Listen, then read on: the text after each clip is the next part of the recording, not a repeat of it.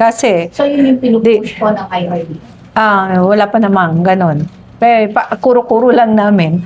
Pero, tingin ko, hindi naman IRDF ang gagawa niyan. Dapat lahat ng mga mamamayan ay manindigan. Kasi kung naninindigan, sabi nyo, yung mga taga New York na ayaw nila ng mga data centers doon, but hindi, lalong manindigan yung mga Pilipino. Ano yung mga sinasabing employment na ibibigay niyan? Ipakita muna nila na totoo yung sinabi nilang employment na ibibigay ng WTO. Wala naman eh. Daming nawala ng kabuhayan dahil dyan sa pagpasok natin sa WTO. Ganon din yan. Sasabihin lang sa'yo na may employment. Pero sino manginginabang? Mga high-tech, ano yan eh. Di naman ang position ba ang mga Pilipino na alam naman natin kung gaano ka-poor ang education dito eh. Nakaposition ba? In fact, endangered nga itong mga BPO, mga business processing ano yun? BPO, Outsourcing centers, BPO centers, dahil sa AI. Dahil sa AI, sila ay mapapalitan na. Yung mga repetitive work, yung mga, karamihan ng mga Pilipino, yun naman ang skills eh. Now, ano yung sinasabi nilang skills na kailangan dyan sa mga data centers, mga high-level skills siguro yan. Ilan lang ang ma-employ niyan. Mga programmer, ano. So, yun, we have to, wag na tayong magpapaunggoy. Matagal nang inuunggoy yung mga Pilipino. Masyado. China Daily. Oh, China Daily. yung China Daily, yung mga unggoy ay yung mga nasa kongreso. wag na tayo magpapa. Lagi na lang tayong nauunggoy eh.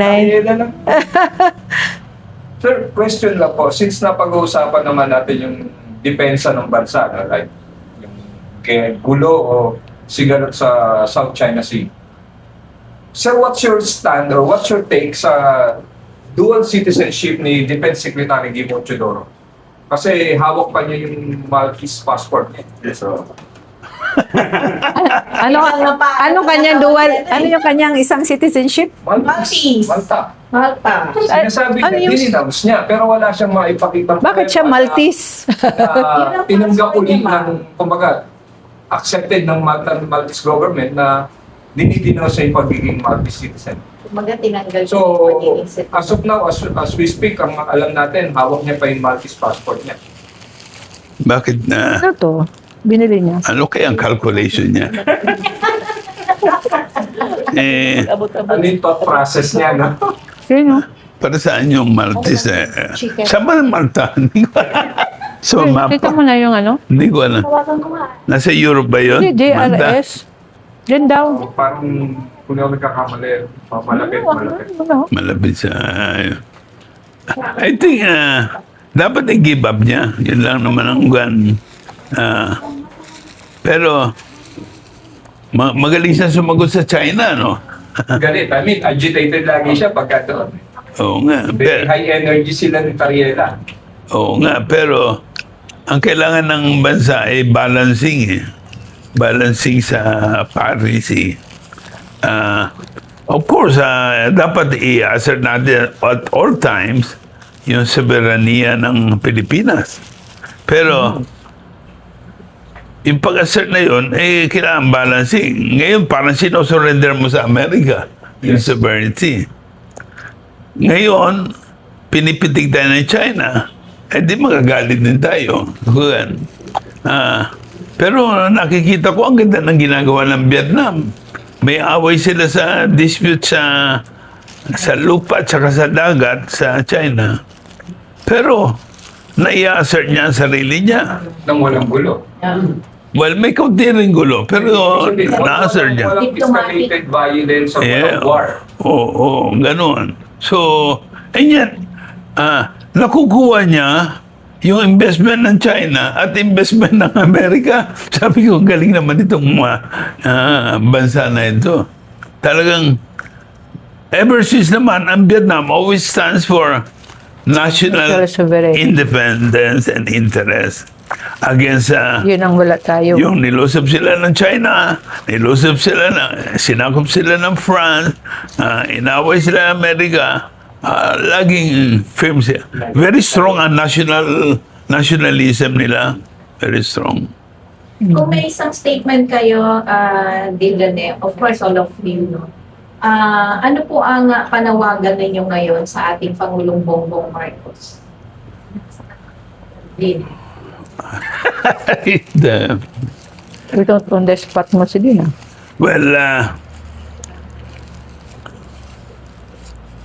sana ay makita niya sa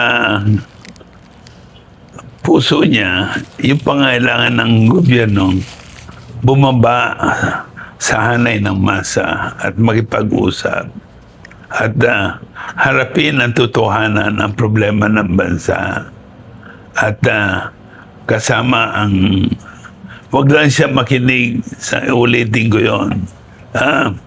Bakit lagi na lang ang pinakikinggan niya ay ilang mga taipan, ilang mga ambassador ng malalaking bansa na kuminsan ambassador din ng military industrial complex ng Amerika at saka ng Japan.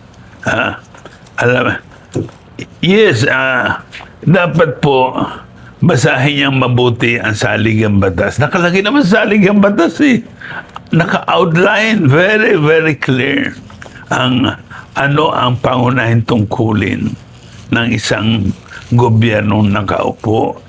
Is really service to the people, talk to the people, work with the people, partner with the people. Napakaliwanag po sa Constitution. Pero bakit hindi sinusunod? Gawin niya yun, edi medyo pwede tayo makipag-dialogue ng maayos. Saka mararamdaman. Yes, Kain. Ikaw po, Steve. Pag ginawa po ni Pangulo, sundan ko lang po yung kaiti.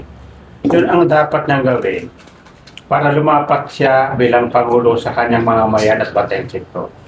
Hanggat di siya bumababa sa iba sa batayang sektor, tulad na magkasaka, magkakawa, magbanpo, isda, nananatiling nakalutang o nakataas ang kanyang pagiging Pangulo na hindi nakikita yung kahirapan, kundi ang natatanaw ay laging, sabi ka natin, kaalyado, Anong- napapunta doon, mananatili ang Okay na ba? kasiman Yung sa kasapa? Kapag Kailangan hindi